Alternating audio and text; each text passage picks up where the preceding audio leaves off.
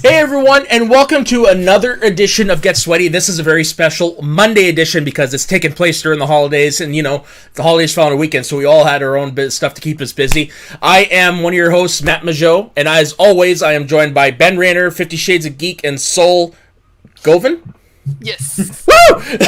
How's everybody doing? How was all your holidays? I ate way too much food. Yeah, I hear you. Celebrate the holidays. Mine is good.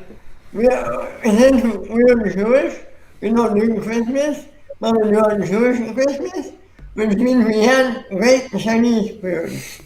He told me that. I'm like, way to live the stereotype, my man. Yeah. Yeah, Brother's best friend is Jewish, but he was born on Christmas. So, Is it by chance a second coming of Christ?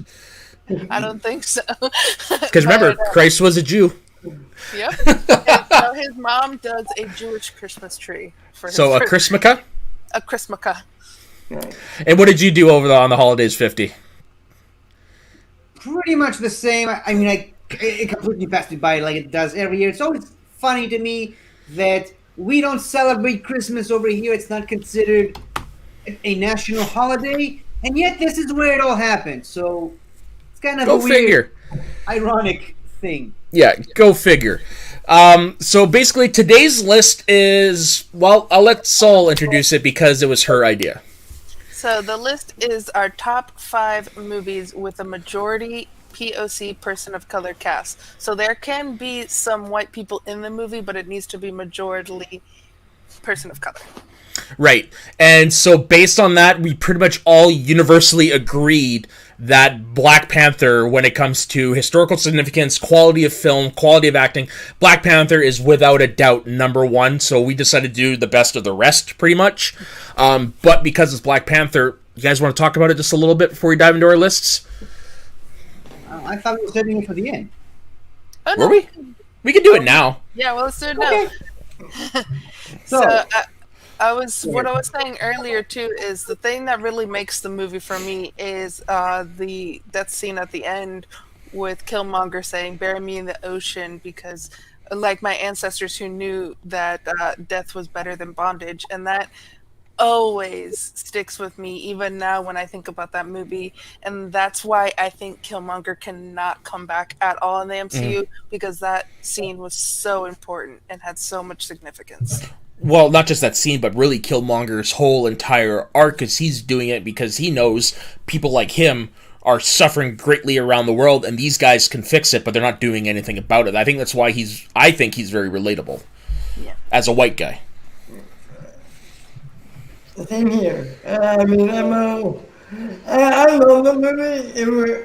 I can't really talk about it because, I like the movie. It was very important and in the history books, for sure. Of course. What about you, my man, 50? Well, it's one of my favorite MCU movies. I've seen it maybe 5 times in the theater, which I believe is second only to Infinity War, which is my favorite MCU movie of all time. Nice. And my favorite comic book movie of all time. So that says a lot. And I literally, while I was still playing, I literally got out of Pacific Rim Uprising and went to see Black Panther. Just because I love the movie so much. And I think I did the same thing with Tomb Raider. But the thing is, like I said, culturally significant movie. I've seen people who don't normally go to the movie theaters go out to see the movie. Like we have over here the Hebrew community of Dimona.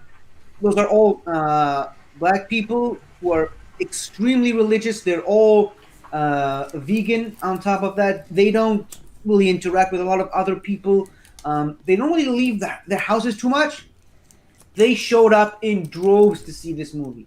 Good. It shows you how important this movie is, and the fact that people just try to denigrate the movie and just say, oh, people only like it because it has black people in it. It just... Go to a different planet. To them, I say, open your eyes and look at the world around you. Yes.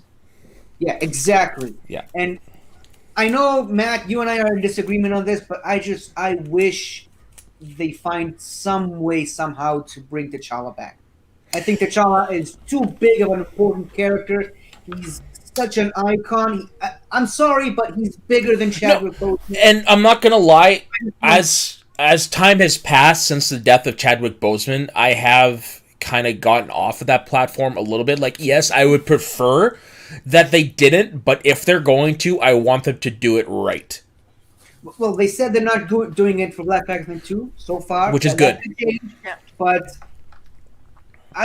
he's such an important character for Black people, and I just wish Black people will have that icon and someone. I'm sure thousands of Black actors would be honored to take on the mantle of the Black Panther. And again, I'm saying this as a white Israeli Middle Eastern guy. So, and I'm counter that is that the fact that there's only like one really Black character like that, like Black Panther, with a movie of their own, that needs to change. And going forward, that you have multiple movies of different Black superheroes and different Latino superheroes and Asian superheroes. We're gonna get Shang-Chi, which and don't forget Blade. And Blade. Simu Lee going, this movie wouldn't happen if Black Panther didn't happen, to have the Asian cast that they're going to have. And so it opened a lot of doors going forward in the MCU that we're going to see a lot more diversity, which is always a good thing. And I think that going forward, we're going to have more than just one superhero for each minority ethnicity. So that way you're not just focusing on one person. Like, I can be like, oh, there's America Chavez as the Captain America type, and like this person and that person and that person, that you could have multiple people to choose from instead of just having one person. Yeah, basically, I look at it now in hindsight, Black Panther, as being as important to cinema history as Star Wars was. Because Star Wars showed us what is capable on film, whereas Black Panther showed the world all Black casts can be in, do a movie like this. So it's different, but it's the same. You know what I mean? Yeah. Just give me a Black Martian Manhunter movie and I'll be fine with it. Oh God, I would love to see them do an actual Martian Manhunter movie. I think that'd be pretty cool. I would love a Green Lantern Sean Stewart. Yeah. That would be awesome. I am more of a Kyle Rayner or Hal Jordan guy, but I mean, I would also love a Jon Stewart movie. Let's do all of them. Come on. Yeah. I just want a good Green Lantern movie. Can we start with that? Yeah. Agreed. Okay, so speaking of good movies, let's kick off our list. So, Sol, if you want to do us the honors of starting. All right. So, like last week, I'm going to cheat a little and put in multiple movies in one, because they're pretty much the same movie, but all three are hilarious. They're all the same series, and that is Friday, next Friday. Nice. I'm going to say Friday was on my honorable mentions because I've only seen it once, and it was really recently. So, kind of going back to our Christmas theme of last week as well, Friday After Next is a great Christmas movie. So if you're still in that Christmas mood, even though it's a few days afterwards, definitely go check that movie out. You can watch that movie without watching the first two and go straight into it, because that actually was the first of the Friday movies that I watched. Okay. And so you can go in and watch any of them and go right in, and just they're hilarious. They're super funny. Just the dynamic between Ice Cube and like everyone else that he's talking to in those movies, it's great. They're great movies. They're super fun. So I've only seen the first one, and Chris Tucker in that movie. Oh my God, goddamn, that's right up there with his Rush Hour character. Stupid question first. What's the name of that Ice Cube movie where he's trying to get the kids back to their mom? And Are we there yet? Yeah. Oh yeah. And I believe there's also another Ice Cube movie where he's trying to build a house. And that's the sequel. Are we done yet? Oh really? That's the sequel. Yeah. Yeah. It's got that doctor from Scrubs. Yeah.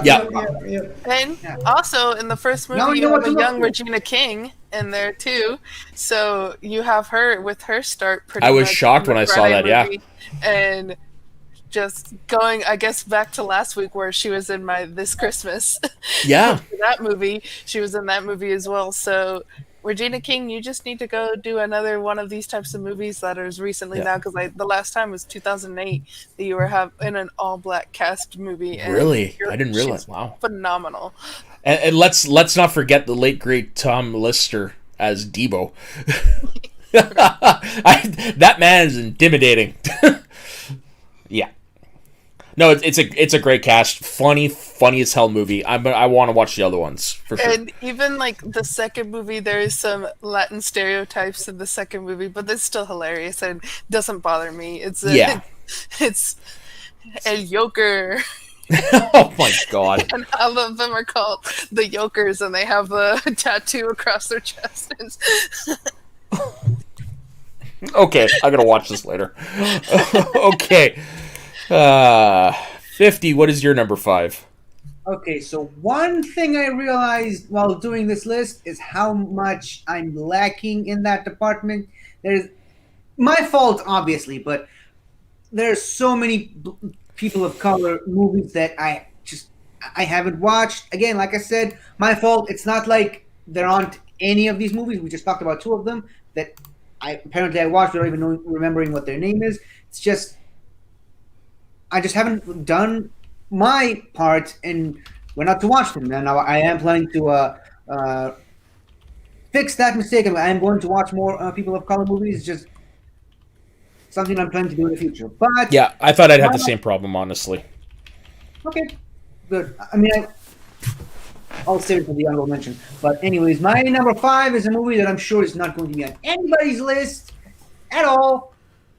The Lion King, 2019. Of course, you know me. I gotta put The Lion King in there somewhere, right? That's not that. So this is my Lion King reference for the day. Now, obviously, I'm talking about the remake, not the original, because the original doesn't really have a lot of people of colors in it. And the remake, I think we mentioned this last week. There are only 3 white people in it playing, and the characters that they're playing, you know why they're white characters. They're Timon, Pumbaa, and Zazu. So yeah, I'm one of those people that I like the remake more than most. I appreciate it for what it is. I know it's become the popular thing to bash that movie and say that it's a shot for shot remake, even though I can make the argument that it is not. But we won't get into that argument right now. But I just love it, and I love what it did for the culture, because I'm sorry to say, I felt like people have forgotten about The Lion King, which I'm now realizing how appropriate it is for the movie. Remember who you are and all that. But I just felt like it almost faded away from memory with all these newer Disney movies like the Tangles and the Frozens and the Moanas and all that. And ever since that movie came out, I've been seeing every single day. I've been seeing people, well, when people are allowed to go on the street, that is. I've been seeing people in the street with Lion King t-shirts. Sorry, my bad. Lion King t-shirts, Lion King hoodies. I'm seeing the Lion King's second coming in a way, which, again, appropriate for Christmas. But I just... You can talk quality about the movie all you like, say what you will about it, but I think it did what the movie was supposed to do.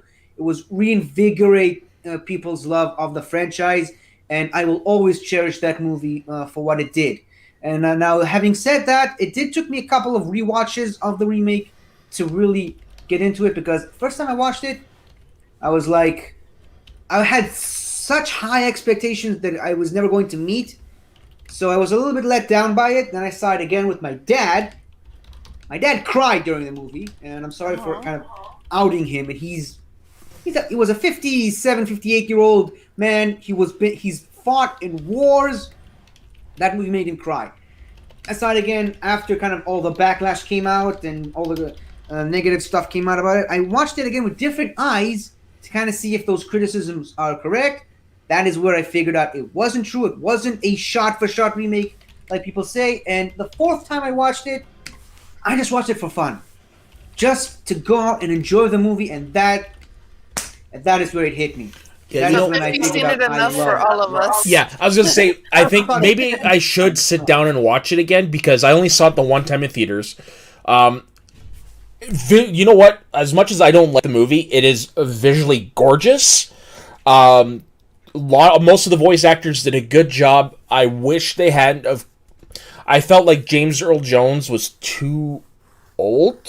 He didn't convey the same emotion that he did in the original. So that one was a miss for me. But a lot of the cast they got on was so good, so like top of the top of actors right now. So I mean, as much as I don't like it, I respect what they tried to do. I will say this as someone who has not seen the remake. I will always thank the remake for the technology because Jon Favreau used that technology for The Mandalorian. And if it wasn't for The Lion King, we probably wouldn't have the awesome technology that was used in The Mandalorian. So I will always appreciate that movie for that fact alone, even if I don't really want to see it. Yeah. Maybe I'll see it. Yeah, like I said, it's easy to respect what they tried to accomplish and what they did accomplish with the movie. It's just for me personally, it felt hollow while watching it. I didn't feel anything for it, I guess. See, what you're saying, Matt, is the argument that I've been hearing all over the place. People saw it once. Yeah, they had their opinion on it, and they never went back and kind of tried to revisit it and see it through different eyes, like I did. I'll make you a deal 50. I'll watch it again tonight, and I'll report back to you in the morning. How's about that? Maybe that's going to help. And to go back to what Saul was saying, that technology kind of is the reason why we still are able to shoot movies and TV shows in a pandemic right now. Ben, you hate this. Why? That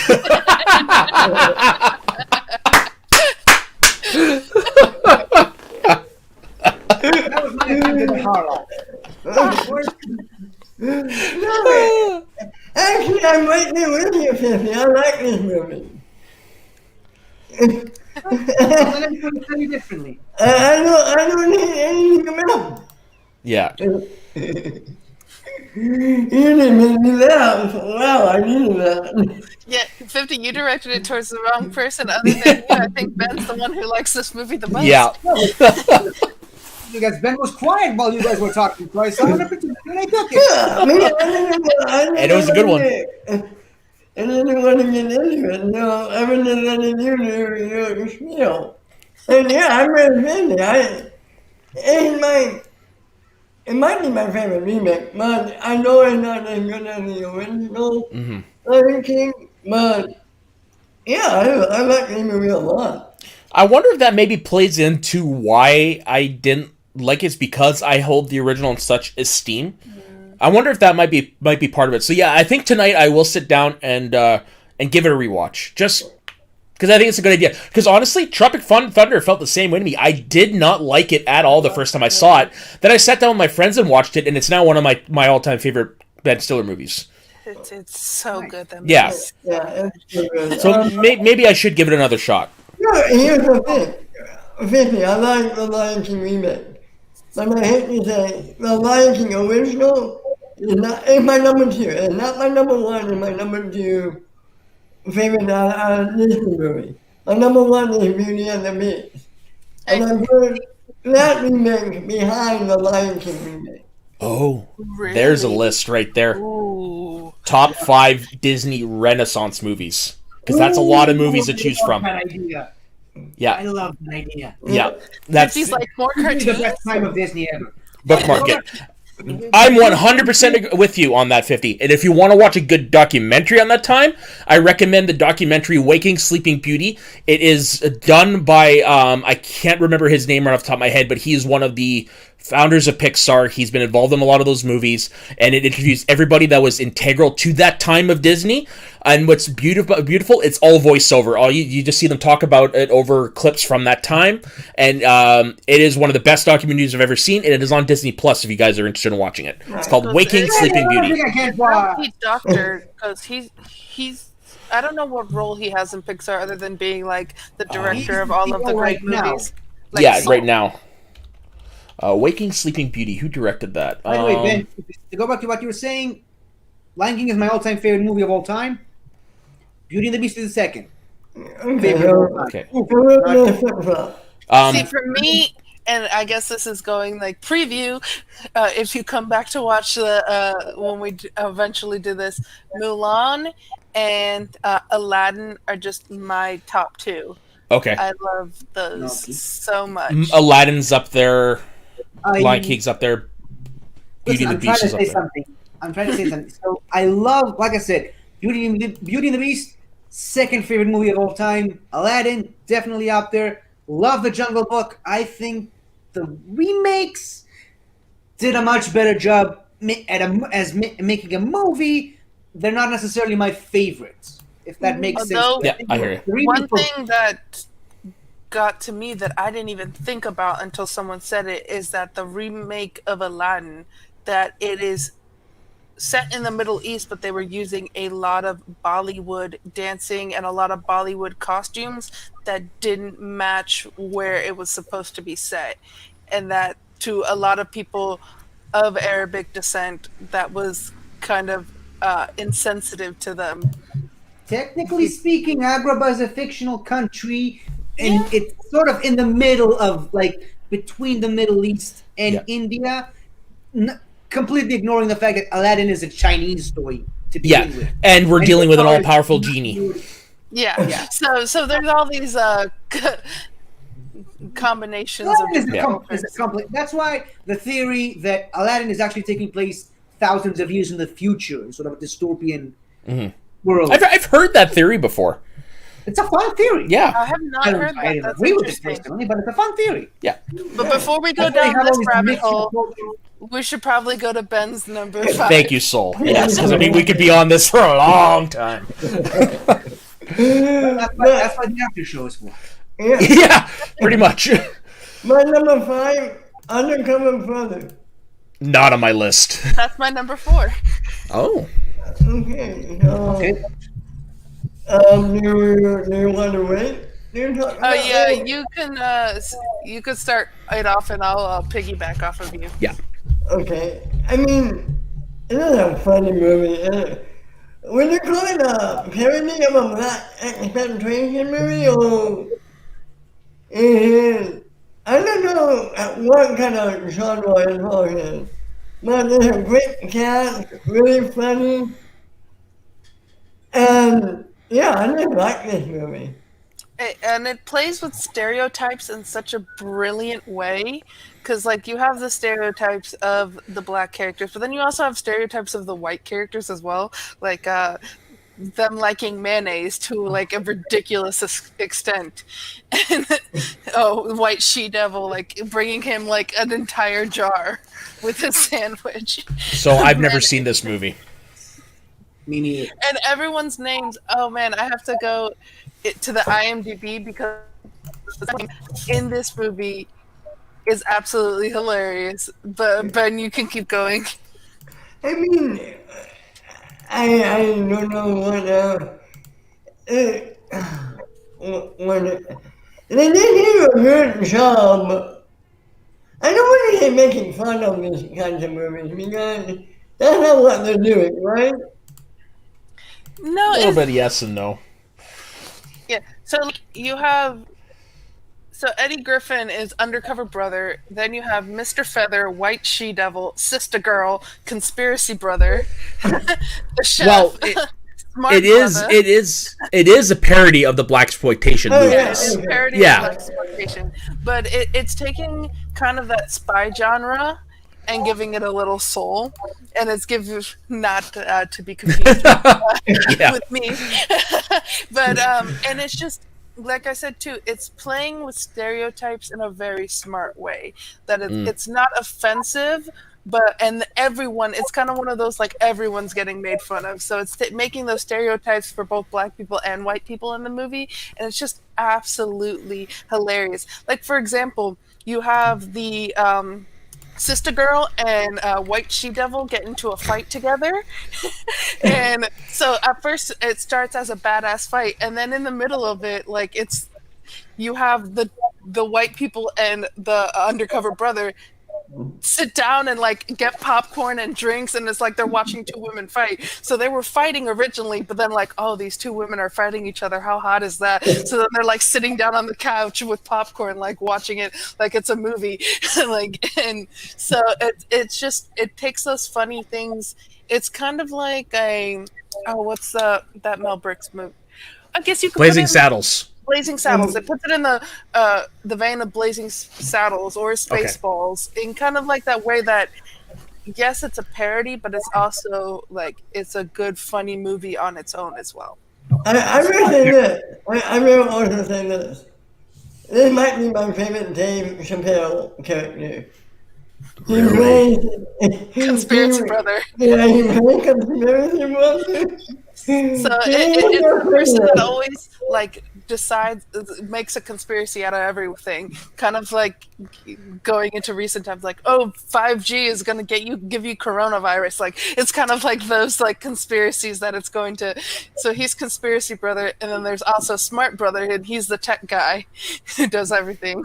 And so it's just a hilarious movie. Okay, I'll have to find it. But for me, Dave Chappelle, it's always going to be a chew. From Robin Hood Men in Tights. Yeah, thank you. Especially when he does the Martin Luther, Malcolm X speech. Gentlemen, lend me your ears. And they... No, that was Robin that said that, right? And then he comes into... Anyways, I digress. That is also a great movie. Yes, it is. My favorite Mel Brooks movie. Who played his father, by the way? Isaac Hayes, chef. What we need to do is great strength of feet. Yeah, yeah. This is a chew, my son. I'm his father. A sneeze.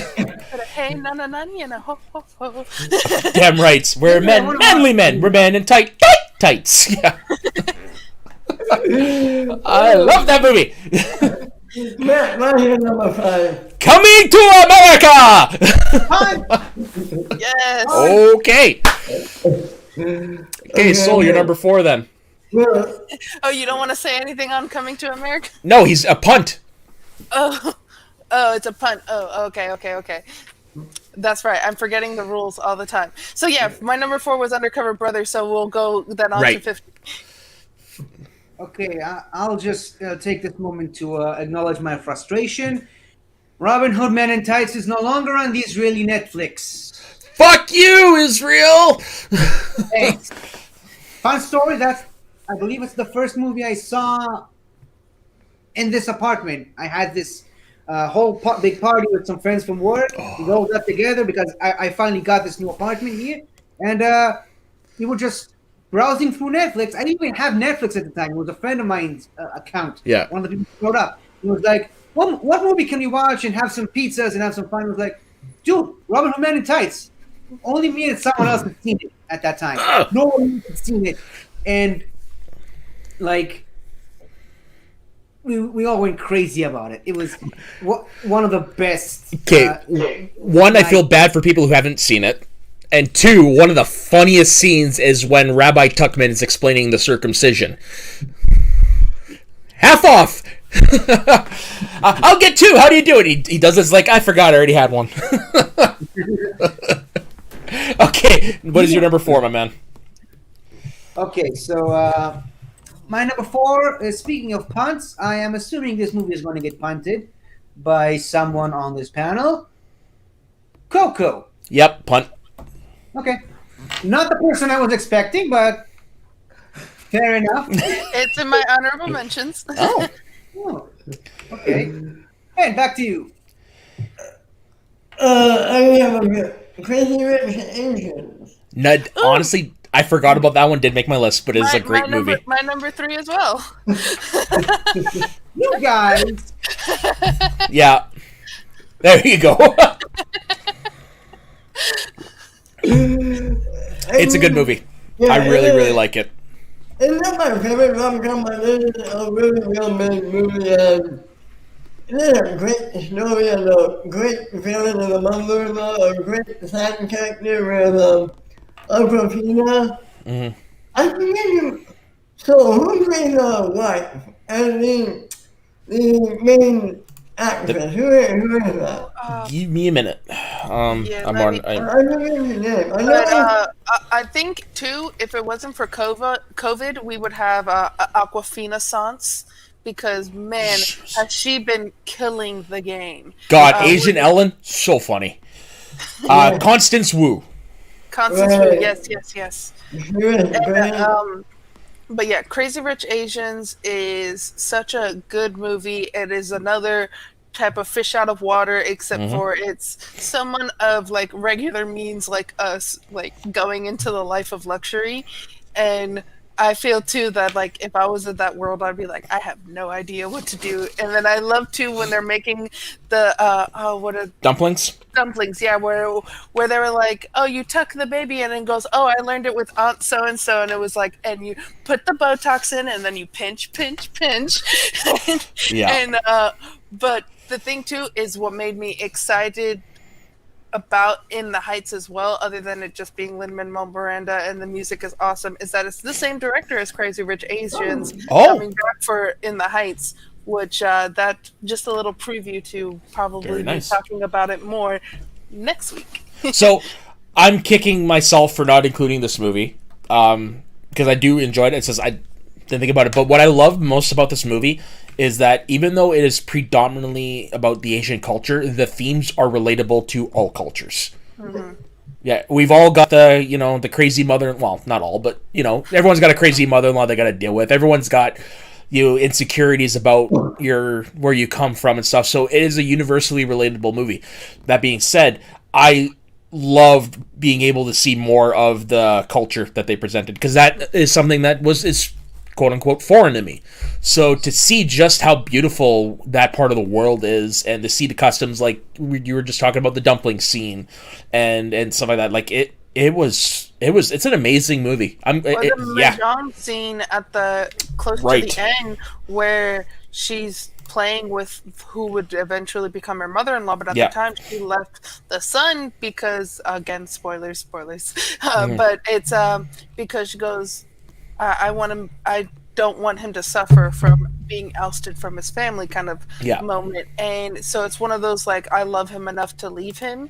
And then that's finally where, like, the mother, who would be the mother-in-law, is like, oh, this girl really loves my son, and kind of, like, takes her in afterwards and is okay with the relationship. And it's one of those where you can see that in anywhere in the world, is having family members who will be your family to be not enjoying you until they realize that you actually do love their family member as much. Because I don't know about you guys, but like any person that one of my family members dates, the whole family is going to be very judgmental to that person until they prove like it, because it's just something that happens. It's very much like, oh, is that guy treating them right? Is that person doing everything right? Goes, don't step out of line, you have to.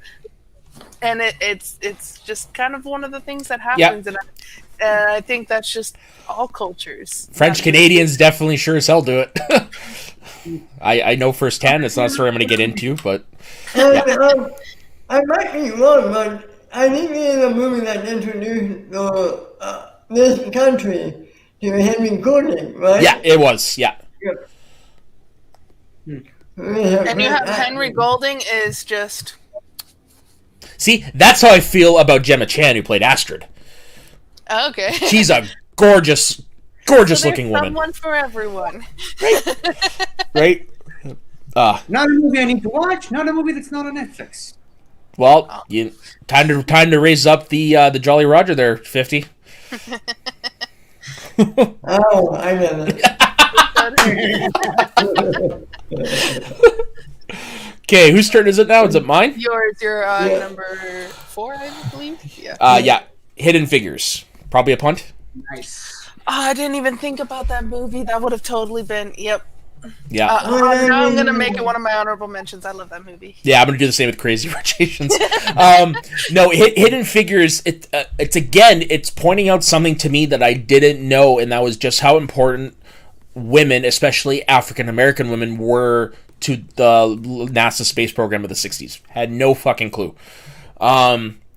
This is actually also the movie that introduced me to Janelle Monáe. Oh, I love Janelle Monáe. Her music is great, and she's a phenomenal actress. Now, honestly, I did try to give her music a shot. It's not for me, but I think she's a really great actress. And yeah, just to see all their struggle and like the insecurities with Taraji P. Henson's character. And I know people give this particular scene shit, but the line when Kevin Costner says "we all pee the same color" kind of resonated with me. Like, I understand why everyone says it's the white savior thing. I get it, but that particular line, it clicked with me. Yeah. And I think, too, with that scene is you need to go in knowing that it's not historically accurate. Yeah. But it is something that needs to be said because, yeah, we all pee the same color. Exactly. It is. And I think, too, what's so great about that movie is, unfortunately, in school, and I'm not sure how it is in Israel, but I'm gonna just assume, and if I'm wrong, then I'm making an ass out of me. But is that everything is typically written from the white male perspective in history class when you go to, like, when you're learning history in school, and so you don't learn about these women in NASA that should be in our history books. You don't learn about Tulsa, Oklahoma. I had to learn that from Watchmen. Same. And so there's all these female stories and these people of color stories and these black stories and Latino stories that are just not taught about in history class. You have to either learn on your own or watch it in a movie or a TV show and then go and research it a little bit more. And so kind of with that, it's just like this movie is highlighting that, and it's something that education in American school systems and probably school systems around the world need to change. And it's like that up here too, because pretty much predominant, like, we learn about Canadian history, but I mean, the way it is, everything we learn about is predominantly American. And one of the things I've realized as I've gotten older is that it's the victors who write history, and so that's probably why you don't see like things like this or Tulsa written about. It's because generally it's white people that write it. Mm-hmm. And it makes them look bad. You get Trail of Tears is like this short little paragraph in your textbook, and then like anything that America does wrong is a short little paragraph. Like when you learn about slavery, there's even like in some states they teach it as the Civil War is about states' rights, and they don't really mention slavery in the way that. And it's just like, it's the state's right to have a slave. Like that. Is what the Civil War. A little bit more to it. Now, here's one for you. Like, we learned this up here, but you guys probably didn't learn this down there, that the precursor to Canadians burnt down the White House in the War of 1812. Yeah, I didn't learn that until Matt told us about it in one like after show that we had. Afterwards. So there's a lot of things in history that are very, very important that don't get taught in school. Amen. So I will say that always expand your horizons either in these movies, learn what is historically accurate about these movies and TV shows, and then do your research and just kind of go in and learn more about people that are different from you. Yeah, and that is one of my favorite things about YouTube is that now we have access to a lot of these documentaries to learn. Just to address Saul's point earlier, no need to feel bad for assuming we don't learn about these things at all because we don't learn about American stuff when it doesn't affect the Jewish history. Yeah. We don't learn about stuff from other countries because we have enough history for everyone. Yeah, I mean, you guys have been around a little longer than us. And for those of us up here, we're America light. Diet America. Pretty much. We're without the sugar, which probably explains why we're nicer. And you're the red, white, without the blue. Yeah, and exactly, red, white without the blue, and our beer is better. Anyways. Another movie that's not on Netflix. I wasn't a fan of beer until I spent 3 weeks in Germany, and I was like, oh, this is what beer is supposed to taste like. Yeah, Canadian beer is pretty damn good too, but I digress because I'm not a drinker. So I'll just say one final point though. I'm pretty sure there's a Lego set about the women of NASA. There has to be. Yeah, there is one. I'm just telling you. Okay. I'm not sure it's the same characters from that movie, but there is a Lego set about about the women of NASA specifically. Okay. So what's your number 3? I did Crazy Rich Asians as my number 3. It goes back to 50. God damn, this is gonna be a quick one. We haven't gotten to my puns yet, but never mind. Okay, so this one I'd be a little surprised if it was on anyone's mind, but I'm pretty sure it still qualifies as people of color. Moana. Yep. That's Samoan. I would think, but I don't know shit. The So, Rock? I don't know. well, the Rock is half black and half Samoan. Samoan, and then the person who voices Moana Is Polynesian. is she okay? Polynesian counts? and then Well, you have- just look at her name and yeah. Yeah, Oh, and then you Trabalho. have Yeah. trying to think of the other voice actor. Well, Tamara Morrison, Oh yeah, That's her Tamara dad. Morrison. Nicole Scherzinger, African American. Jermaine Clement, no. No, I mean, he's a white guy from New Zealand. Yeah. I don't know. He could have some Maori descent. yeah. So the main characters of the movie are of some sort of yeah. Polynesian descent. So, Also, I believe. and sorry, yeah. who? Oh, and don't forget Alan Tudyk. But he voices the rooster, He so voices a pig and a chicken. Come on. I know. He's become the new John Ratzenberger. Yeah. Or the pretty D. much. Bradley Baker. Yeah. All right, so Moana. Joker. So yeah, what is there to say other than I love this movie? We talked about last week about how the song "Shiny" is really important to me, Mm-hmm. and wow, I really wasn't prepared for this. So yeah, I'll just say I love the movie. It's not my favorite movie of that year. I believe Zootopia is the better movie of animated movie of Disney, and I believe it deservedly won the Oscar. But Moana's still pretty damn good, right? I mean, that's one of the conversations I had with a friend of mine. I mean, it's not the best, but it's really very good, and I'm just glad that we are at a point where Disney is allowing themselves to explore these types of cultures, because we've seen the white princess for decades now, over a century. It's nice that we can now see stuff like Moana. Like I'm super excited for Raya the Last Dragon. Me too. I'm so excited. She looks we're like a getting waterbender. Yeah, we look like all these. We get all these new Disney princesses from other different cultures that we didn't get before, and I think that's important. And if people want, again, just like I said about Black Panther earlier, people want to denigrate Disney, saying that they're just doing it to look PC, whatever that term even means. I don't even know. Politically correct. I know what it means. I mean, I just Sorry. don't know what it means. If you know, what You I don't mean. know what's PC and what's not. I got you. No, I don't think anyone knows, to be honest. I think people say that to sound politically correct, but they And don't. going a little bit behind the curtain too, there's things that are differently that is PC here in North America that wouldn't be PC in Israel and vice versa. There's different like cultural and ethnicity, different cultures Words. that take offense Yeah, to who things knows? that others don't. Online, And so, who knows? Well, yeah. yeah, one of my favorites is this is a word, and in the UK, everyone says it regularly. I'm not going to say it, but it's pretty much It's for see you next cigarette. Tuesday. See you next Oh. Tuesday. Ah. Yeah, that refers I was over there. gonna talk That about refers to your butt. Yeah, that one too is one of them. I But was the gonna see you talk next. about the cigarette one is Yeah. cigarette over Yeah, there. but the see you next Tuesday one refers to the butt over there. It's a term like as we call it as someone an ass. That's what they call it. Yeah, and And other way around, fanny is the front one. like that's funny.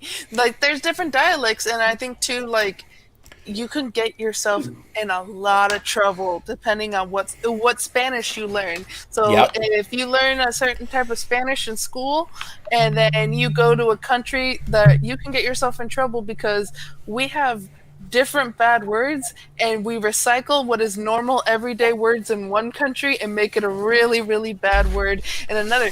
For example, the word coger. to Cubans and Dominicans and Colombians, that just means to grab something. But to Mexicans and Bolivians and a bunch of different, pretty much the rest of them, it means to fuck. So you could be asking, can you grab that for me, or can you fuck that for me? Depending on or merge it. You want to grab a fuck. So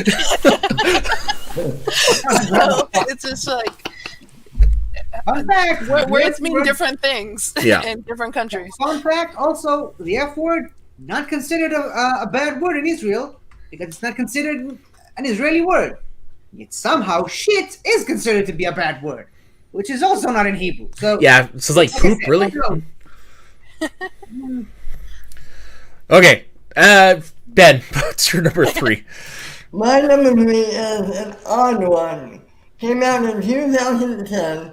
It's a remake of something that they made it British. Oh my fucking god, it's my number 3 too. Ah! Go ahead. it's so unoriginal. Yeah, it's my number 3 as well. Wait, what? I was. It's the American remake of the British film Death at a Funeral. Yeah. Say so. Go ahead, Ben.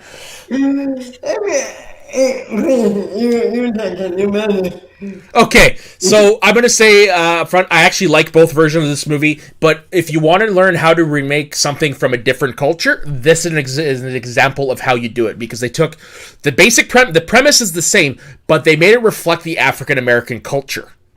Like how the African American family is, from what I can understand from it.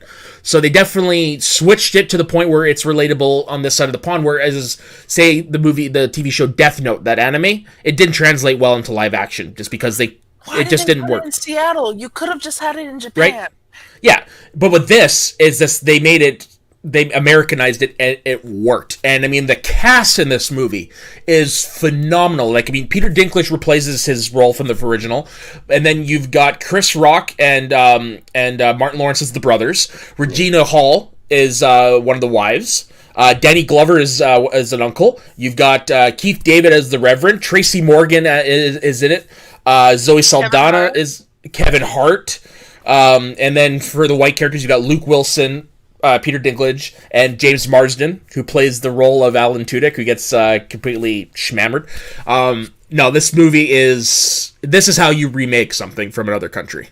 I remember watching it, and I remember laughing it out loud in the theater when I witnessed it. It's so funny. Yeah. I rewatched it not that long ago because I've managed to pick up the British one off of eBay, and yeah, it's just so damn funny. Like like I said, the cast in this movie, like, this is top notch African American actors. James Marsden high in this movie and fucking about it. Yeah, this is the one where I would actually give it to Alan Tudyk's portrayal of the same character. I like how Alan Tudyk does it, but James Marsden is pretty damn good in it. I haven't seen the original. I never saw it. I know up here it's hard to find on streaming. That's why I had to buy it on eBay. But yeah, definitely check it out. I'm sure I can find it. Yeah, and even there's probably going to be some actors you recognize. But yeah, no, Death at a Funeral, the two. Funny. Yeah, Death at a Funeral is freaking hilarious. Definitely recommend watching it if you haven't. And any of the Peter Dinklage scenes is just... Yeah. And when you find out why he's there, you're just like, whoa, didn't see that coming.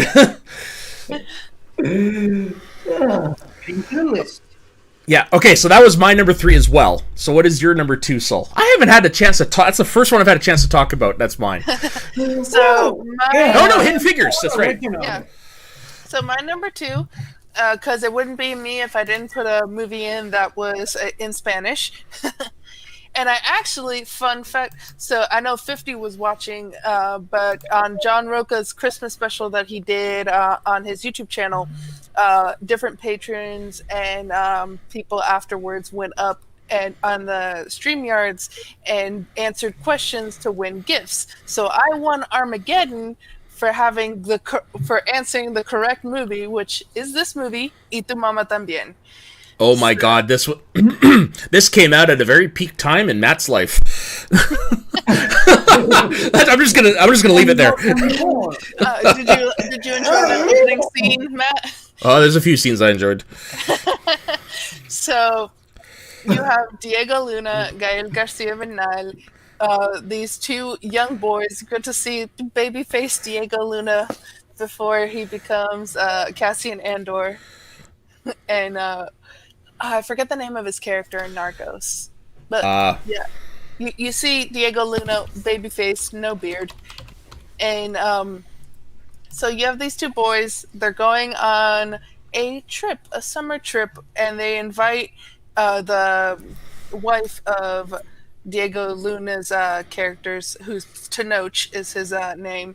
Like his cousin's wife, who his cousin has been cheating on, decides to go on this trip with them, and she's a little bit of older than they are. I think she's probably like late 20s. I think they never really tell her age, because like the boys are like 17, I believe, in the movie, and they're kind of like, it's just like you have this older woman that these two boys like are very much attracted to. There's some different scenes in there that happens that probably made Matt very happy. It is definitely. I watched this movie with my mom once. I don't recommend watching it with her. Definitely fucking not. Wow. Although she enjoyed the movie. She was like, I think the fact that you're an adult watching this with me is much better than if we watched this when I wasn't an adult. I was 14 when this came out. So yes, definitely the right to the time. And just the funny thing too about the movie, and it's light spoiler, is that they tell this woman that, oh, don't go to that beach. We have a special beach that only fishermen from that area know, and it's called Boca de Cielo, Heaven's Mouth. And they're talking out of their ass. They have no idea. They're making shit up basically to this woman. And then when they go on the trip, that's actually the name that the fishermen who they meet take them to Boca de Cielo, a beach that only fishermen from that area know. So it turns out that what they were talking out of their ass was actually true. Nice. And so you have like that, and those like, it's funny and heartfelt, and there's moments that like really make you like, I didn't really cry, but it, like you felt like certain like sadness, especially for the older woman that goes with them, which like older as in probably my age, older than them, and just the reason why she goes along, and just her journey and her being okay with the situations, learning to be okay with the situation that she was dealt. And you learn kind of like what happens to her at the end of that movie, and it is very sad. And these two boys who are best friends that kind of fall out of their friendship, but you kind of just go forward with life. And you think about that now, like as an adult, like there's times that like there's friends that I've had who were like the closest to me who I don't talk to anymore, and it's not out of like fighting or not out of anything, but it's just like you grow apart from people. And so it kind of shows those moments. And you also have this narrator through the movie as well that like tells you little tidbits about things. Like I think like when Tenoch is looking at a city that they're passing by, and the narrator's like, oh, this is the city where his nanny is from, and at this age was when he called his nanny mom, but like, and then like kind of like he was looking at that city sadly, and you see him looking at it sadly, but you would never know without the narrator telling you why he's looking at that city. But then the narrator's like, oh, but he didn't tell the other two about it. So like you have those kind of like, as they're passing through, you have this narrator that's telling you different things that are going on that is not part of the main story, but still is like these interesting little tidbits. So it is a very, very interesting movie. I really liked it. It was nominated. The writing was nominated for an Oscar. Alfonso Cuarón. I was going to say, let's not forget who wrote and directed this movie. Yeah, him and his brother. Carlos, because he has two brothers that also work in film and stuff. So him and Carlos wrote this. Alfonso Cuarón directed it, and it's a great movie. Very nice. Yeah, I'm not going to go more into it. 50, you're number 2. Okay, my number 2, probably gonna get punted, but again, I don't care. Mulan, the animated one. Not on my list.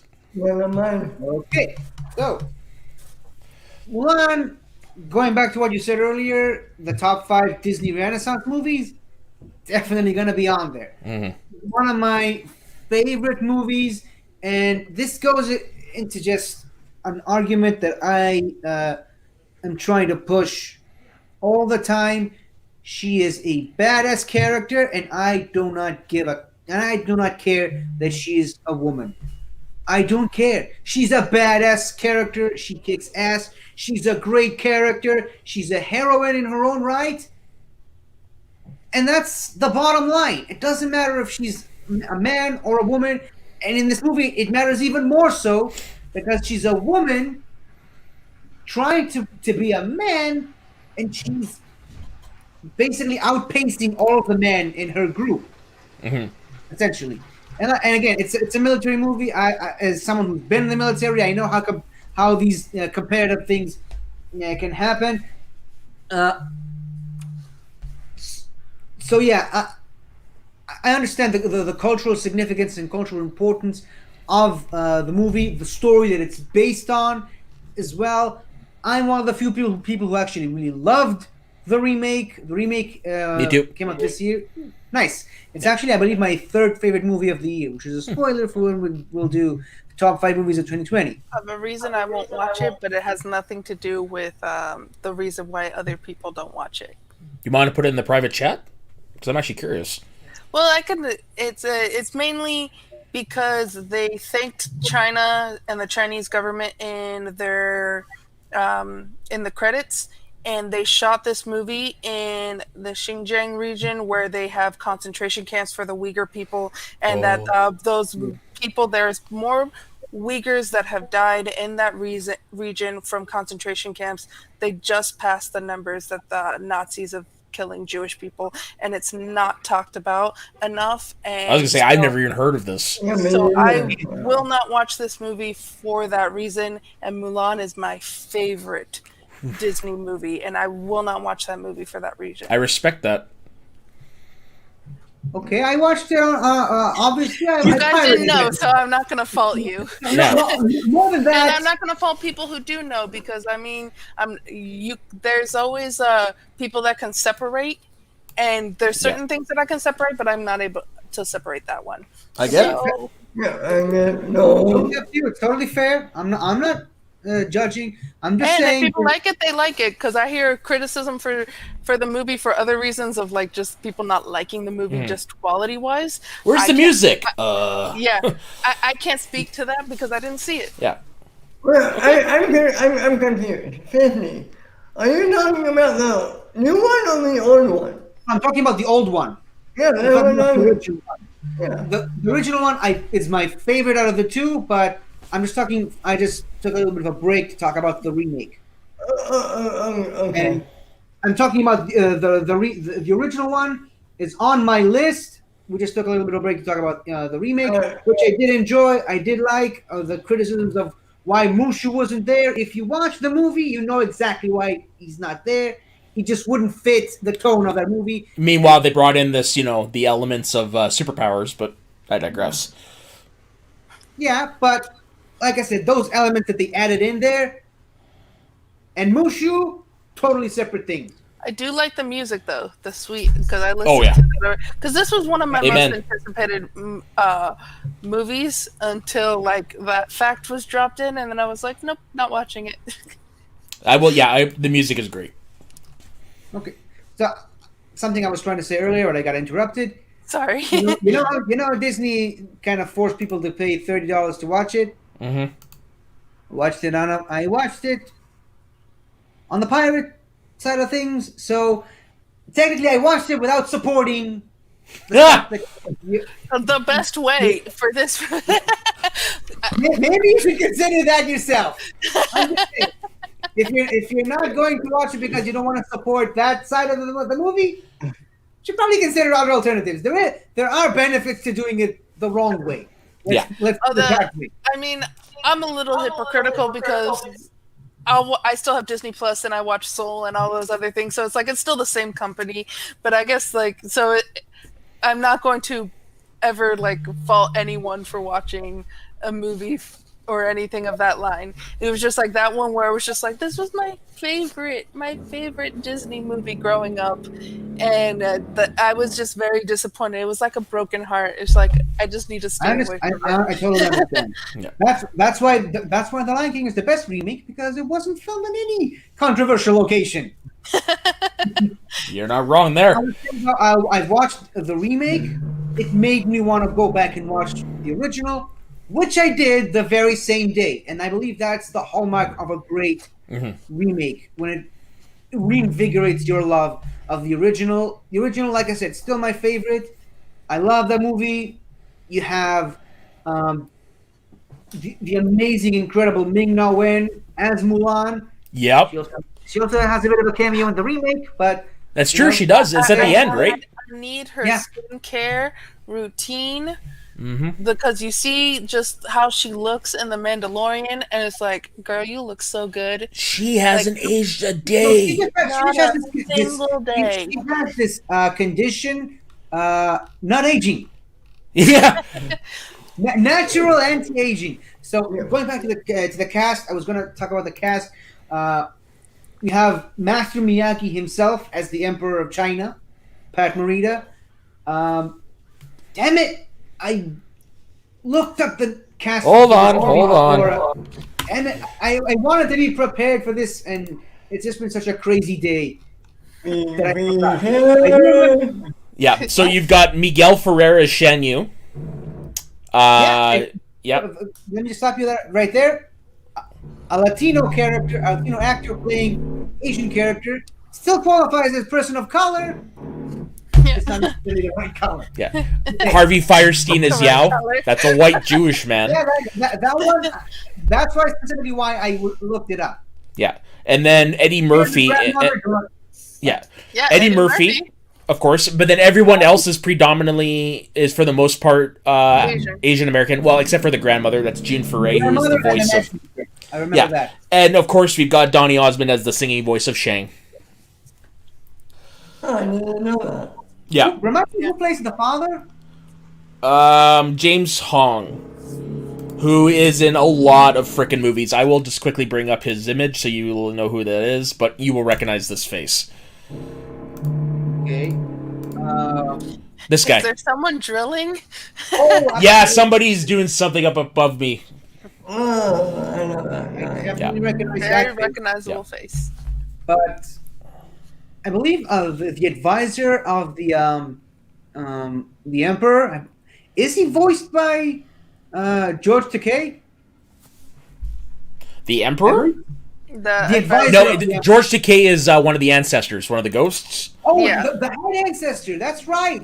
I remember that because I had something to say about the ancestors. It's something that really confused me about the ancestors when I was a kid, and it still confuses me to this day. So the head of the ancestors can wake up whenever he wants to, and he specifically needs to wake up Mushu so he can wake up the other ones. Isn't there like a go-between? How does the system work?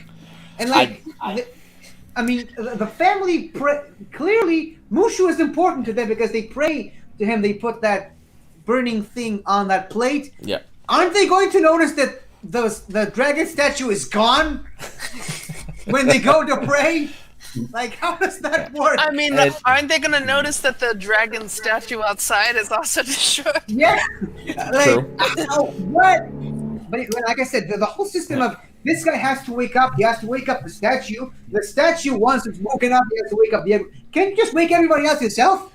Did you guys like the theory that someone put that Mulan is the essence of the Great Stone Dragon, and that's why it didn't wake up? Is because the Great Stone Dragon is Mulan, and Mulan I never heard that. No. So they say the reason why Mushu wasn't able to wake up the Stone Dragon was because Mulan is that stone dragon. And I think they reference to like her sitting in front of the statue and kind of like the lighting and stuff of that nature. I don't agree with that because it kind of takes away from the specialness being Mulan herself. But like, it's an interesting theory. It's interesting for sure. Yeah. But also we can't really talk about George Takei without saying, oh my. That's actually pretty good. It's pretty good. And it's Pat Morita who plays the Emperor. Yeah, like I said, Master Miyagi, Pat Morita. I forgot his name for a second, but I remember he was Master Miyagi, the Emperor. All right, Also, Ben. another white guy played a horse. I'm just saying. Yeah. Well, Frank Welker, it does all animals in all animated movies, so whatever. A bull and like video. I switched to Hebrew for a second there. I don't know why. All right, Ben, what's your number 2? Yeah, about the Jamaican bobsled team. Oh, Jamaica, we got the bobsled. Still never seen it. really? Yeah. Oh, man. And you're from Canada. I know. I mean, it's about these guys who want to go to the Olympics from Jamaica. So at first they wanted to go on racing, but then they something happened they kept doing, so they decided to go out for bobsled. So everybody's saying to them they can't do it, But they trained, they get a good trainer and John Canny, and they just do it and they prove everybody wrong. It's such an inspirational movie, I think. I love them. Oh, you're on the mute. Muted. I muted that because of the Yeah. construction going on upstairs. I can't really speak to it because, again, I've never seen it. I absolutely love this movie. It is one of my favorite like older Disney movies that like people have to think too. Disney had a lot of live action movies as well as and so I think this is definitely a Disney classic that more people need to watch. It is a great movie. It's super fun. And also Sanka is the best character ever. And you just need to follow all of Sanka's rules and you need to follow just Sanka's lifestyle because it is a lifestyle that I would like to live. Nice. Vicky, have you seen it? No, sorry. Like I said it up top. There's a bunch of movies I need to see. It's on Disney Plus. That is true. So that means I can't see it. Thanks, Saul. You're welcome. You see the knife and you have to twist it even further.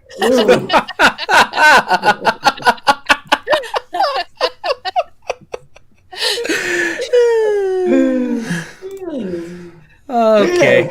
So Matt, you're number 2. It's the pun from earlier. It's Coco. Coco. Yeah. So I will say off top, I still think This Is Me should have won the Oscar for Best Original Song because I think it'll have a more lasting impact. But again, that's just me. Again, going into this, I obviously, as a white guy, there's a lot of things I didn't know about, especially this, how everybody venerates family on the Day of the Dead and some of that. Had no clue. And pretty much what the afterlife represents in this movie is how they actually believe the afterlife is. And I thought it was really fun. I love the dynamic between the boy and the grandpa. Garcia Magnal is also in this as Hector. Yeah, exactly. And you've got Alana Ubach as the grandmother, which I was like, really? And then I realized, no, she's actually Latina. Some of us don't have Latino last names. Yeah. Joven, for example. Okay, fair point. But yeah, no, the cast is phenomenal. The music is great. The imagery is beautiful. You could tell that this was a personal project for everybody who was involved in it. It shows on the screen. And I mean, yes, I do say This Is Me should have won the Oscar, but god damn it, Remember Me, when he sings it to the grandma, breaks me every time. Hoy. Yeah. And this too, because I didn't even think about it, so I retroactively am putting it in my honorable mentions. Mm-hmm. This movie, I think along the lines of you guys as well, it's like we don't celebrate Day of the Dead in Cuban culture, so that's something too that like I knew about just from being in Spanish classes, but you get to see a little bit more of that culture that isn't mine. So it was just a great movie. My niece, who's now 3, she was obsessed with this movie for her few months because, as any 3-year-old, I've mentioned this before, they're obsessed with a movie for a while and they watch it over and over again and then they go on to the next one. And this is one of those that I didn't mind to watch over and over again with her because I absolutely love this movie.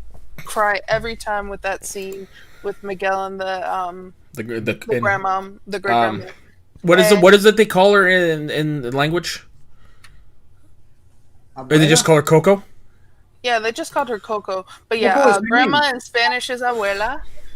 And then like there is still some like certain things in there that are universally Latino, even though this is a culture that's not mine. Like the fact of like, would you like some more tamales? And goes, no, I'm not hungry. And then they say, wait, what? More tamales. And it was like, sí, gracias, and they're handing more food, and that's one thing is like I think that's just universally Latino and probably universal for other cultures as well. My grandma has done that to me so many fucking times. Yeah. Ugh. I'll never forget, Grandma, I'm on a diet. You're on vacation. There's no calories on vacation. Right?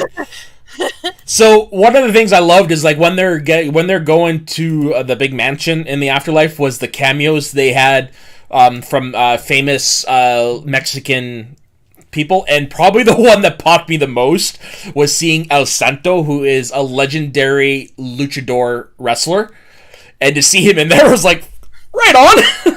It's like I wouldn't have expected that. As well. Yeah, Frida. Yeah. No, the scene. Because you know exactly what the papaya is. And as a Cuban, it's even funnier because the rest of Latin America, papaya is just a papaya. To Cubans, papaya is vagina, and we call papaya fruta bomba. So it's even funnier that the fact that everyone's crawling out of what is supposed to be her vagina. Oh! So that seems very funny. That scene is not going to seem different next time I see it. Yeah. Okay. It's basically the imagery there is supposed to be people being born. So but it makes it even funnier that they chose a papaya because Cubans call vagina papaya. Yeah, and I also do like the character of Dante the dog, and like how that represents how he's like I don't know how you. Well, yeah, spirit guide. Yeah, I really like that because I mean, dogs are man's best friend. I mean, it's perfect. Yeah, makes sense. Yeah. Now. This movie was on my list for a reason, and I'm going to give you guys a fair warning in advance if I start crying during this, but this week I lost a family member. Oh, man. Sorry to hear that, man. My mom's uncle, actually her last uncle, still alive. Not including his wife, but she didn't really know his wife too much. She really... She took it very seriously. Now it's just my grandfather, the only member of that side of the family who's still alive. And on Friday, I believe, we went to his funeral. We saw not necessarily the extended family, but everyone who could have been there because COVID. We just entered as a third lockdown for no reason at all. But we're not getting to that right now, but we saw the whole family, Latino family. Obviously, it was on the Argentinian part of my family, and it's been a long day. And I mean, my mom was getting very emotional during that whole thing, and it's just I don't know how it came to me, but it popped into my brain. This is what she needs right now. So I kind of planned this out. I sort of played on the whole, well, Mom, because we live in different cities now.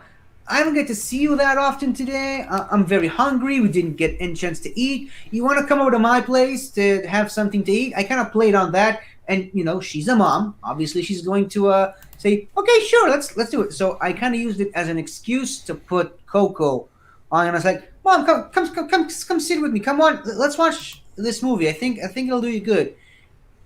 And it got just the right response that it should have gotten because she says that Coco, the great grandmother, she looks exactly like her grandmother did, and she misses her grandmother dearly. And like you said earlier, that part when he sings "Remember Me" to the grandmother, and she remembers her father. That was the scene that really got her, and it got me, even though I never got a chance to meet her grandmother, which is my great grandmother, which I'm now noticing kind of I'm Miguel in that situation, sort of. But we both got emotional. We both started crying. She started reminiscing about her grandmother, and we sort of transitioned it into a conversation to talk about her uncle that had just passed away, and how, even though he's not with us anymore, he's in a better place right now. I mean, we don't necessarily believe in the same afterlife that is portrayed in that movie, but wherever he is right now, I'm sure he's having a wonderful time. And one of I think the most important lessons that movie shows us is really, in reality, it's sad to think about it, but the reality is you die twice. Once when you leave the mortal world, and the second time is when you're forgotten and no one talks about you. And I think my mom's uncle, which I believe technically is my great uncle, he will always be remembered by the stories that we tell about him. I know I will remember him, even though I didn't know him as well as other people in my family knew him. I will always remember him as he was, so happy and full of life, even though he used to slap me a lot every time he saw me. But I choose to remember the good stuff and not necessarily... There's no bad stuff to remember, obviously, but like I said, he will not be forgotten, and definitely not in the next century. Let's put it that way. Rest in peace, 50's uncle. Uncle Tito. Yeah, uncle. Yeah, I'm not gonna lie. Probably the most depressing part of that movie for me is the journey of the. Why am I forgetting his name? The grandpa. Hector. Yeah, but basically trying to get someone to remember him so he doesn't fade away. Yeah. Remember me, though I have to say goodbye. Remember me. And I will Don't say let too, it make you cry. Oh. Go, if you haven't yet, watch, as my niece calls it, Canciones de Coco, which means songs of Coco. So like they have where they performed the music at the Hollywood Bowl on Disney Plus. Nice. And it has all the music. Disney Plus. Disney Plus. That's the third time in a row, by the way. Just saying. And so according to Israeli culture, you owe me ice cream right now. You definitely can go watch that over there. On Disney Plus, yeah. On Disney Plus. Did I mention it's on Disney Plus? Yeah. Just so you know, my number one is not on Disney Plus. I will say that. Okay, Same here. my number one is on Netflix, by the way. Just saying. Nice. All right, but I guess we'll go to my number one. Oh, whoa. Honorable mentions. Honorable mentions, yes. Yeah, kick it off. So honorable mentions is the ones that I forgot about and you guys mentioned. So Hidden Figures and Coco. Yeah. Okay, so I'm obviously Crazy Rich Asians, but I threw on there as well. But Dolomite Is My Name, Fruitville Station, Selma, and Friday were my honorable mentions. Moana and the movie that just came out this weekend, and will be on my number one. Mine is Here New, so. Yeah, I can see that, because really the only person of non-color is the 22 character. But I mean, that character, spoilers, is ambiguous because it's just a soul. Right. Yeah, but it's voiced by a white actor. Yeah. Good movie. What? It's a good movie. Yeah, that's why on my honorable I think that movie was more meant for adults than children, but I loved it. Yeah, and the music part definitely helped me relate to it quite a bit too. Yeah. That saxophone. Yes, and, ma'am. Even as I'm that. a clarinet player, but woodwind is a woodwind, so it was the music was phenomenal. And actually, too, I loved the fact that music, or even just anything, like the joke about the Knicks. I've been messing with this team for years. That was hilarious. So funny. But the fact that like you go into the soul realm when you are that wrapped up in something, and so like I was like, okay, this I completely relate to is like those moments that you get lost in the music when you're playing, and you're like, what just happened? I don't remember playing, but like I just finished that thing, this piece of music or that set or whatever, and oh, I forgot that I was playing, but because I was lost in the music, and so it's kind of like one of those where it's like, yep, as a musician, definitely go watch that, and if you're not a musician, go watch it. If you're a human being, you go watch it. Exactly. You're an alien, go watch it. Okay, any other honorable mentions? Did you have any 50? My honorable mention is the Simpsons movie because they're all people in the color yellow. Am I right? Okay, I like that. That doesn't count. Okay, like I said earlier, I hope. Like I said earlier, I love you so much, 50. International treasure, my man. Yeah, like I said earlier in the beginning of this video, my list is unfortunately severely limited because, like I said, haven't watched a lot of these movies. I've got some good suggestions today. Unfortunately, I can watch most of them legally, but I'll find a way. It's never too late, and there's stuff that you've seen that we have never seen before. Yeah, and I was going to say, we'd love to have you in Canada, 50. I'd love to come. My uncle lives in Canada, by the way. Oh, cool. Yeah. So yeah, like I said, like I was trying to say, these movies need to be seen, and I will do my due diligence to watch them. Not sure when I'll have the time because 2020, especially right now, but. You got a few days for the rest of 2020. Yeah, exactly. 2020 couldn't leave quietly. Oh, man. I don't want to even go into it. Just like something that happened in Nashville on Christmas Day. I know!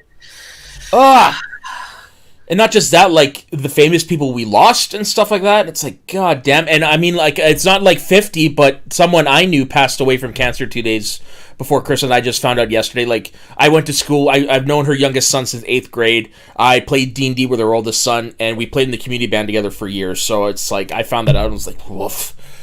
On the same day we went to, my uncle passed away 2 days before the funeral. On the day of the funeral, one of my dad's best friends also passed away. He had this year. A heart condition. Not a heart attack, but he had a heart condition while riding on his jeep in the kibbutz that he lives in. The heart condition wasn't the one that killed him, but he had it while he was driving his jeep, and he kind of flipped over, and that's what did him over. And my dad is now devastated about it. And of course, this is we only got 2 more days. 2020. Could you stop dropping these disasters? Yeah, 2020. Go fuck yourself. 2 more days for you. There's still. It's still the 28th. Yeah, that's true. Okay. You're in the future, 50. How is it? Shitty, apparently. Yeah. Okay, so let's bring this back on track and away from the negative juju's. Soul, what's your number one? Okay. This is so weirdly the movie that this person is about died when I was 1 year old, but she is and my aunt is open here, and I'm going to have to move over. No worries. As I'm speaking. I think I know what your number one is. Moving laptop. Moving laptop. Woo! I think I know what her number one is just from what the clue she gave. Made myself even more. Okay, but my number one is about Selena. Mm-hmm. And I think this is just an icon for any Latin girl out there, any Latin person. Her music is amazing. Who knows what she could have done if she was still alive, or how much more her music would have resonated with people. Yeah, screw you, Yolanda. Her story and kind of too, like, this was the first like celebrity death that affected me, even though I was only 1 when she died. When I was older and I'm listening to her music and then like watch the movie at the beginning and then like, oh, she's dead. This person that like I love the music of so much is dead, and so that really affected me a lot. So yeah, Selena, my number one. I love her. I love her music, and she died way too young. So I do fall into, I've actually never seen this movie, but I am very well aware of who Selena was, and I have an outsider's understanding of why she is important. And yeah, you're right, dead way too young, and the reason, like, the person who killed her, go fuck yourself. Like, what the hell? That's all I got to say on that. Like, that was dumb. You ingratiate yourself into somebody's life, and you gain their trust, and then you turn around and shoot them. Yeah. Terrible. Yeah. Some people just like to watch the world burn. Yeah. And unfortunately, she's still alive. Okay. Going back to the conversation I had about my uncle, my mom keeps saying that only the good die young because God wants the good people around him. That's why assholes live on forever. Live forever. Yeah. Like the fucking Nazis who are still 90 plus years old and are still alive. Mm-hmm. Yeah. All right, so it's my number one. My number one is the pun from earlier, Coming to America. All right. Yes. And the only reason it's number one is because we're not allowed to have Black Panther. If we didn't have Black Panther here, it would have been number two. But that being said, I can't wait for the sequel. Me too. What about you guys? Wait. Yeah, me too. I just rewatched this again the other night because I picked it up when they dropped it in 4K. Oh, goddamn. I'll be watching it again soon, and I'm just excited to revisit this movie because it's hilarious. Some of the jokes in this are so funny, like, Your Highness, the royal penis is washed. Your Highness. What? Yeah. It's one of his best roles. It's one of his best roles. Yeah, oh, for sure. Or when he's standing on the balcony and the guy's like, hey, fuck you. He's like, yes, fuck you. It reminds me of that one scene from one of the Mr. Bean episodes where he's like, yeah, and someone just goes. So he thinks this is a good greeting for people. So he's greeting people like this for the rest of the episode. Crickets, I'm assuming. No, sorry. I'm just reading the quotes again. I'm sorry. Okay, so which of your favorite... so you've got, like, Eddie Murphy and Arsenio doing other characters in the movie. Which is your favorite of theirs? Ooh. I'm going to go... my favorite is the barber, the one that Eddie Murphy plays. Probably. That's probably it. Yeah, and my favorite line is, fuck you, and fuck you. Who's next? Because I can relate. That reminds me, I forget what movie it's from, but it's like, fuck you, you're cool. Yeah. That's a different movie, I think. I was saying, It is. I forget which movie it's from. Half-Baked, I think. Is it? I've never seen Half-Baked. I haven't think seen that's Half-Baked not a either, movie. but I think that's something that's also in the zeitgeist. Yeah. That phrase. And what I love about the sequel is that everybody's coming back that could come back. Yeah. Everyone. Even though the barbers shouldn't be alive. Be around. My question is, though, do you think they're going to bring back Samuel L. Jackson's character? That's my biggest takeaway from that. If they do, genius. I would love to see that. The one negative Or Cuba thing I Gooding think- Jr., let's not forget him. Yeah, true. Yep. Where's he been around this whole time? I don't know. I don't know. When's one the good- last time one he's done something? When he got when he went to court for something. Ooh, I didn't know that. Yeah. Me Too Yeah, movement. Really? one thing I can say about the trailer, though, one thing I didn't like about the trailer, didn't really love seeing James Earl Jones sick in bed. Kind of reminded me of his old age and his mortality. And you know me, the Lion King, Star Wars. He's my Mufasa. Please don't let Mufasa die again. Please. Spoilers. No. That's going to be a sad day. So, Yeah. Remember that. I What- don't think I Don't put that should out there, 50. okay, before I bring up my next point, what's more iconic? Him as Darth Vader or him as Mufasa? Oh, fuck you for I have to say asking. Darth Vader. Yeah, I'd have to say Darth Vader as well. Yeah, you're out there. It's only 50. But in all honesty, it's like 1A, 1B. Yeah, it's like here's Darth Vader and then here's Mufasa Yeah. just right under. Yeah.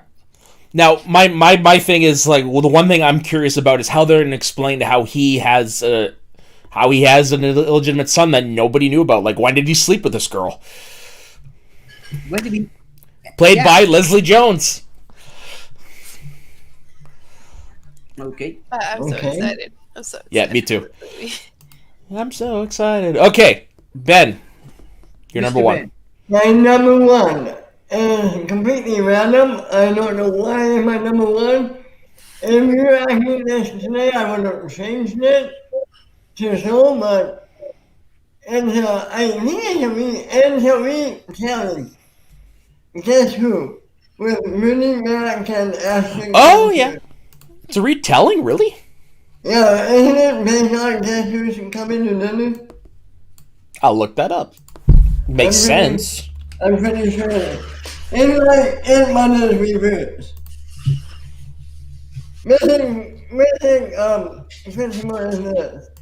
Rooney Mac has a daughter who's dating Ashton Kutcher, and then comes for the weekend to her family's house, and basically, it basically meet them parents, except with black guy and a black woman. That's what it is.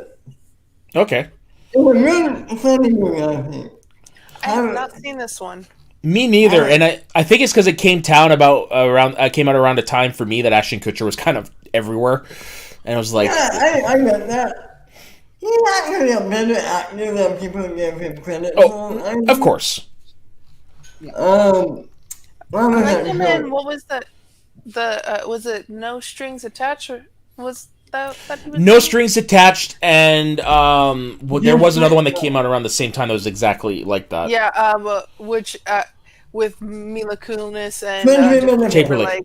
Friends with Benefits, yes. Yeah. Friends with Benefits. Yeah, those, Really? which I was just like, oh, they just did the Black Swan together, and now they have the same movie coming out the same That's year. right. Just, but yeah, I liked the No Strings Attached. That was a cute movie. Never seen either of them. Yeah, so that's my number one. But Okay. if it was in the future and we were redoing this list, I think Soul would be my number one. Okay. You know? And it's worthy of it, for sure. Yeah, Yeah, it's a good movie. Okay. Matt, you're number one. So, just as 50 could do a list without bringing up Lion King, I couldn't do a list without bringing up Rocky. So, my number one is a cheat, but it's Creed 1 and 2. For a second, I thought you were going to bring up Titanic. You also forgot I'm Soul, going to right. but I'll forgive you for that. Right, sorry. But no, because I did sit here and think about this for a long time, and it was one because of how prominent Rocky is in the movie. I almost didn't leave off, but really, if you think about it, it's not Rocky's story, it's Adonis's story. And it's basically what, especially the first one, what hit me is at the very end when he's down and out in the final fight, and he's sitting in the corner, and Rocky says to him, "Why do you do this? Why do you want to do this? Why do you want to fight?" And he's like, "Because I want to prove I'm not a mistake." And without getting into detail, that is something I can relate with quite a bit. Proving that I am not a mistake. And it hit me everywhere. It hit me right where it hurts.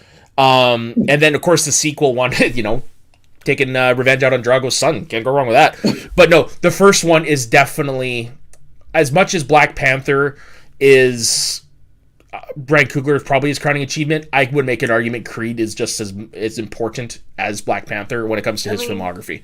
His whole filmography is so hard. Like, you have Fruitvale Station, and then you have the Creed, and then you have Black Panther, and just like and those are his first three feature films. Yeah, those are his first three feature films. So it's one of those directors that you look at and you're like, I'm going to watch everything that you make. Yeah, like him and Taika Waititi. And I was gonna mention Taika. Yeah, that are like two that I'm just like, yep, I'm watching everything. Yeah. Everything you make. Yeah. Same. Yeah, like this is a movie I could pop. It's one of those. It could come on anywhere, and I'll just sit down and watch it. Because, like I said, Rocky is my favorite movie. Rocky's my favorite character. Creed 1 and 2 are definitely worthy of being included in those movies. Like, they are something on a totally different level. And while I may not understand what it's like to be a witch, and I am white, there are a lot of things in this movie that I can relate with, and it's well acted. Stallone not winning the best supporting actor was a fucking robbery. Who won that year? He was nominated. It was Mark Rylance for Bridge of Spies. Yeah. Yeah. That. I didn't see that movie. Me neither. That's because he beat Rocky. I just principles. We all have our principles, as we've learned. But yeah, no.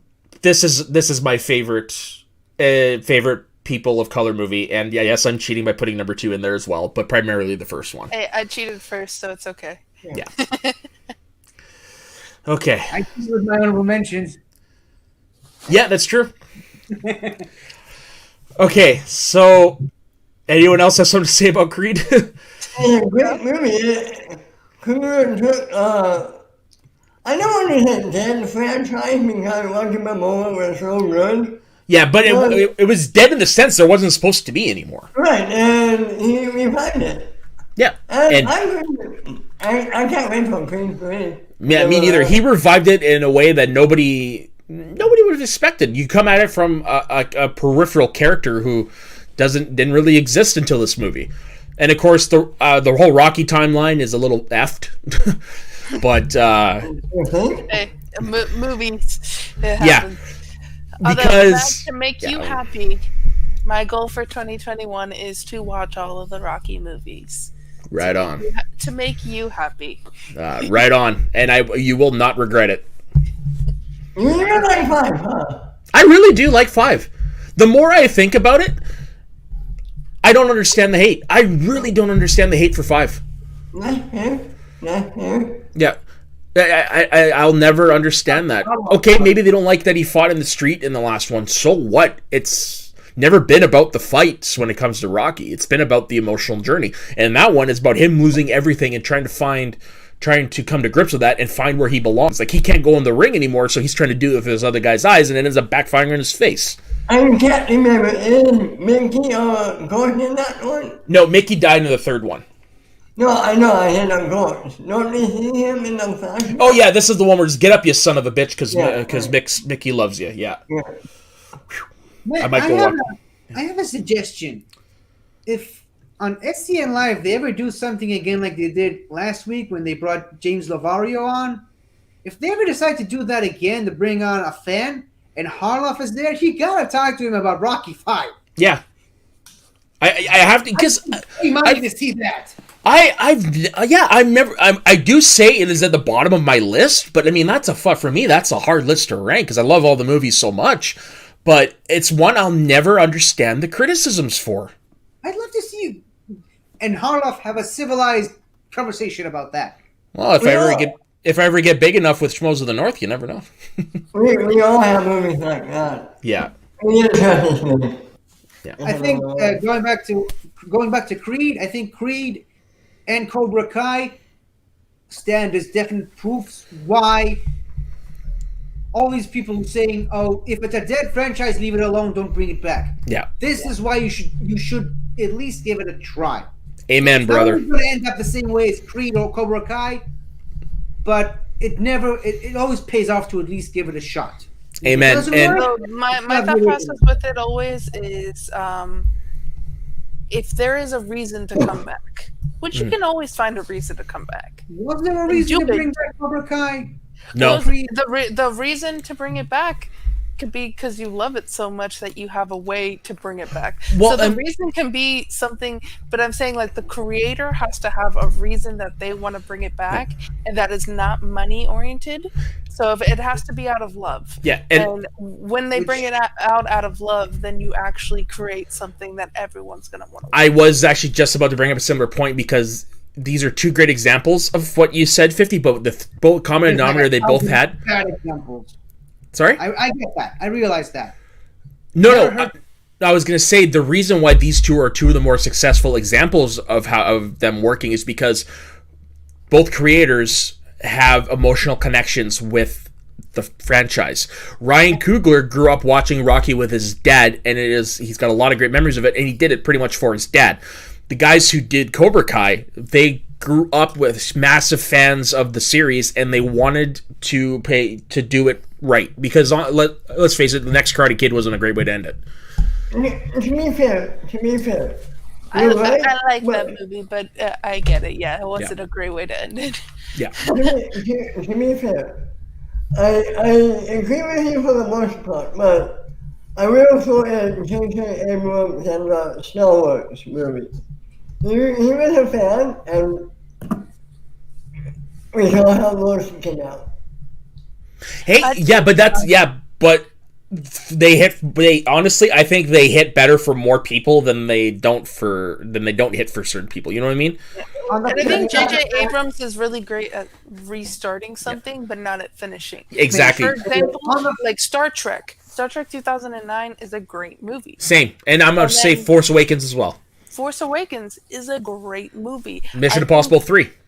His issue, I think, with J.J. Abrams is that he always has to have a mystery box. But with having a mystery box, you have to know how to solve it. And he doesn't know how to solve it. He creates it without knowing the way that you solve it. And I think if you're going to create a mystery box, you have to know how you're going to solve that mystery. Well, unfortunately, Star Wars was kind of not his fault, but yeah, and it's kind of not his fault, and he also was never supposed to direct Rise of Skywalker in the first place. So I think with that, I don't blame him for anything that he did with Star Wars. I think that he's great at starting something new. So he's the guy that you're going to look at to revive a franchise, and then I think you need to give it to someone else. Because he's proven it 3 times: Mission Impossible 3, Star Trek 2009, and whether you like it or not, Force Awakens. Because if you all remember when that movie came out, man, that hit like a ton of bricks.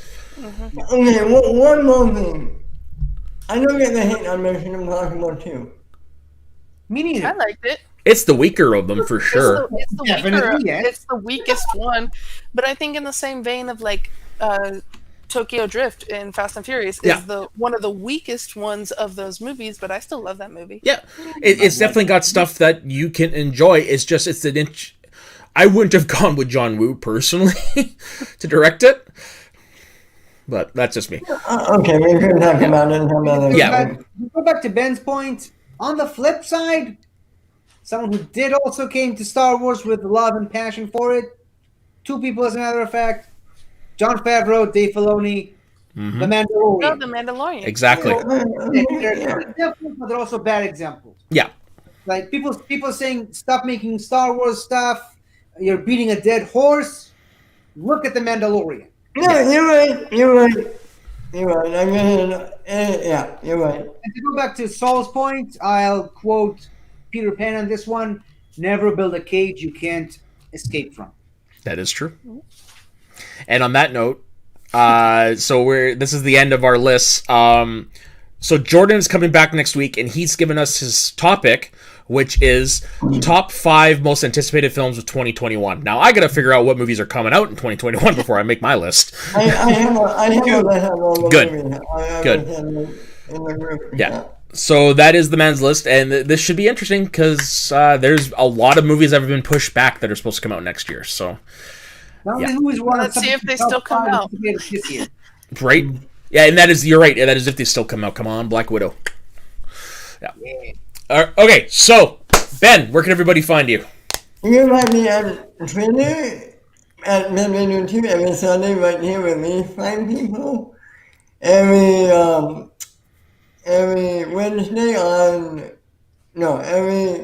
Tuesday on Shooting the Breeze with Matt. Every Saturday on Recapping the Past with Matt.